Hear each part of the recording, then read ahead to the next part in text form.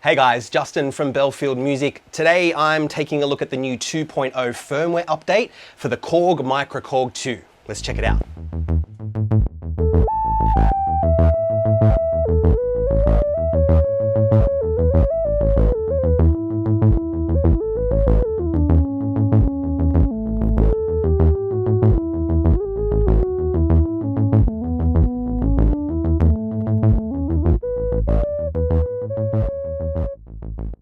Not only does this update really unlock MircroKorg2, it's also completely free, so thank you KORG. We've now got access to SDK support. So for those of you that don't know, it's essentially a way to manipulate and process third-party plugins directly from the Synth. SDK is also open source, so for those of you that don't want to use a third-party plugin, you can actually get in there and create your own. Make sure you check your compatibility and whatnot though. From what I hear, not all plugin features are completely translatable across to the MicroKorg. Oscillator 3 has also been updated. We've got this new low mode, I believe it's called, and it's essentially a way to turn Oscillator 3 into an LFO. So we can now route Oscillator 3 into other parameters for more flexibility with our sounds.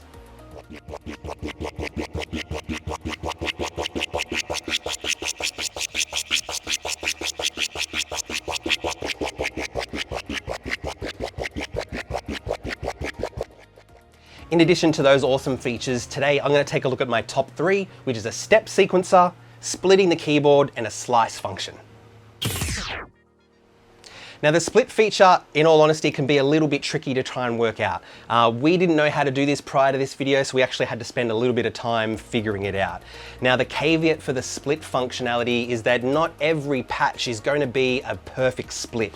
As far as I'm aware, at the moment, you can't assign different voices or different programs to each side of your split. So at the moment, I think you're limited to working with a program that's actually layered, and you're essentially splitting the timbre within that layer.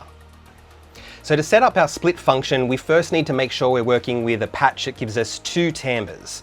So I'm going to jump into our R&B category and use the FM layer, because we can see here we've got 2 timbres available to us.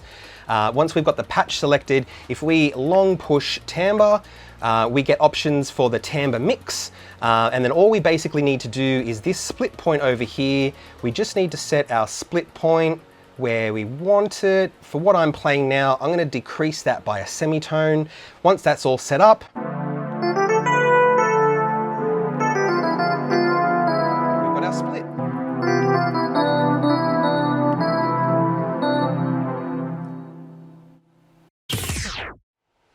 Another cool feature, and what might be my favorite one so far, is the step sequencer.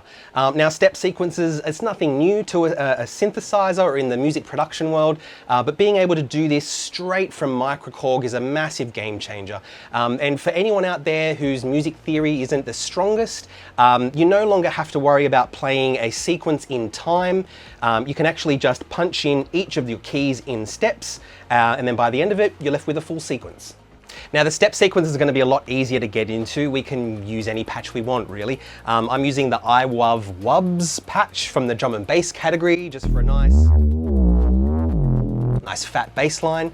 Once we've got the patch selected, if we long push the record button, we jump into some loop record options. The second category along is called Rec Start. So if we just grab the second encoder here, and I believe it's all the way to the left, gives us step record as the function. So now the keyboard's set up in step sequence mode, and all we've really got to do is just record enable and then play in our sequence.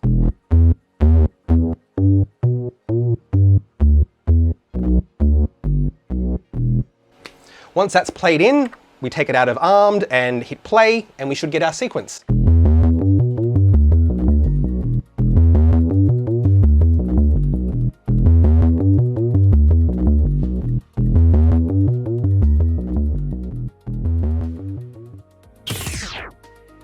Now the slice mode is effectively going to be used in conjunction with the onboard looper.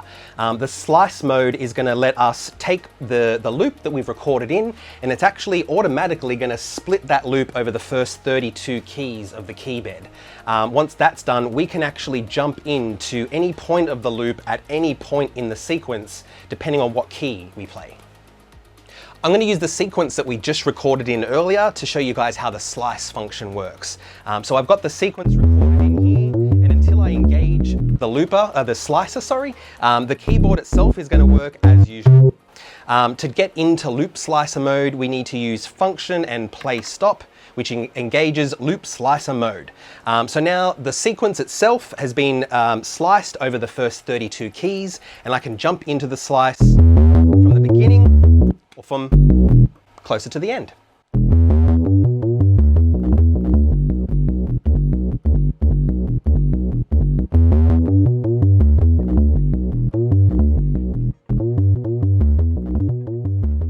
Now, MicroKorg2 has been around since 2002, and this update really does take it into the future.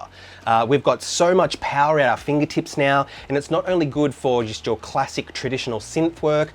With the new SDK support, especially the step sequence and slice mode, it really opens up MicroKorg to a whole world of sound design, in my opinion. Thank you guys so much for watching. You can check out more on belfieldmusic.com.au, and we'll see you on the next video.